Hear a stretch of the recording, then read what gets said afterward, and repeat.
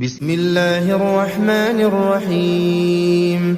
تبارك الذي بيده الملك وهو على كل شيء قدير، الذي خلق الموت والحياة ليبلوكم أيكم أحسن عملا وهو العزيز الغفور، الذي خلق 7 سماوات طباقا ما ترى في خلق الرحمن من تفاوت فارجع البصر هل ترى من فطور ثم ارجع البصر كرتين ينقلب إليك البصر خاسئا وهو حسير، ولقد زينا السماء الدنيا بمصابيح وجعلناها رجوما للشياطين وأعتدنا لهم عذاب السعير،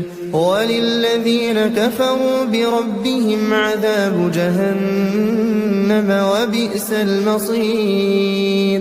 إذا ألقوا فيها سمعوا لها شهيقا وهي تفور تكاد تميز من الغيظ كلما ألقي فيها فوج سألهم خزنتها ألم يأتكم نذير؟ قالوا بلى قد جاءنا نذير فكذبنا وقلنا ما نزل الله من شيء إن أنتم إلا في ضلال كبير. وقالوا لو كنا نسمع أو نعقل ما كنا في أصحاب السعير، فاعترفوا بذنبهم فسحقا لأصحاب السعير. إن الذين يخشون ربهم بالغيب لهم مغفرة وأجر كبير. وأسروا قولكم أو اجهروا به إنه عليم بذات الصدور.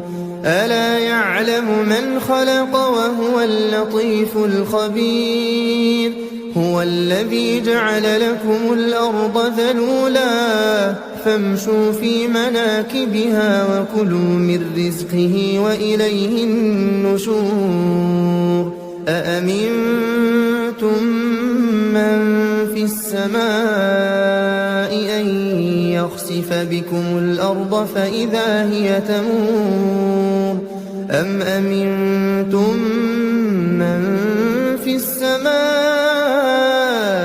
أن يرسل عليكم حاصبا فستعلمون كيف نذير.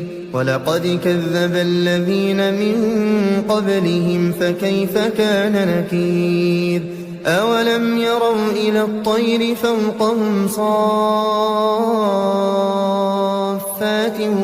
ويقبضن ما يمسكهن إلا الرحمن إنه بكل شيء بصير. أمن هذا الذي هو جند لكم ينصركم من دون الرحمن إن الكافرون إلا في غرور. أمن هذا الذي يرزقكم إن أمسك رزقه بل لجوا في عتو ونفور. أفمن يمشي مكبا على وجهه أهدى أمن يمشي سويا على صراط مستقيم. قل هو الذي أنشأكم وجعل لكم السمع والأبصار والأفئدة قليلا ما تشكرون. قل هو الذي ذرأكم في الأرض وإليه تحشرون ويقولون متى هذا الوعد إن كنتم صادقين قل إنما العلم عند الله وإنما